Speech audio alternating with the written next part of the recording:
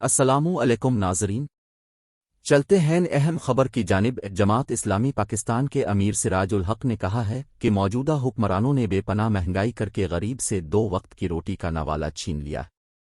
یہ حکومت IMF کی غلام ہے جس سے بھلائی کی کوئی توقع نہیں۔ ان خیالات کا اظہار انہوں نے اوکاڑا میں مہنگائی کنونشن سے خطاب کے دوران کیا۔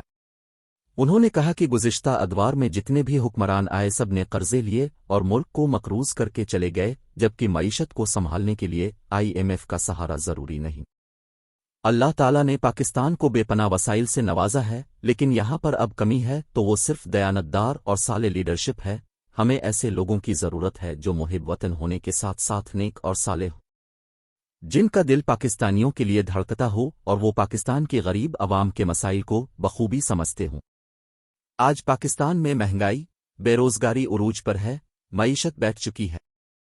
IMF اور ورلڈ بینک کسی ملک کی ترقی نہیں چاہتے، یہ غریب ممالک کو اپنے دباؤ میں لا کر کمزور رکھنا چاہتے ہیں تاکہ وہ اپنی مرض کے فیصلے کروا سکیں۔ جس ملک میں قانون اور آئین کی حکمرانی نہیں ہوگی اور انصاف ناپید ہوگا، وہاں بہتری کے آثار کسی صورت ممکن نہیں۔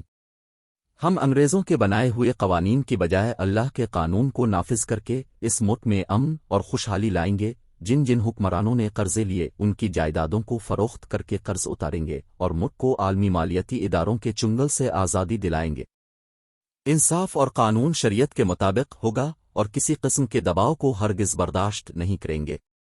اب تک کے لیے اتنا ہی، مزید خبروں کے لیے ہمارے ساتھ رہیں۔ اللہ نگہبان۔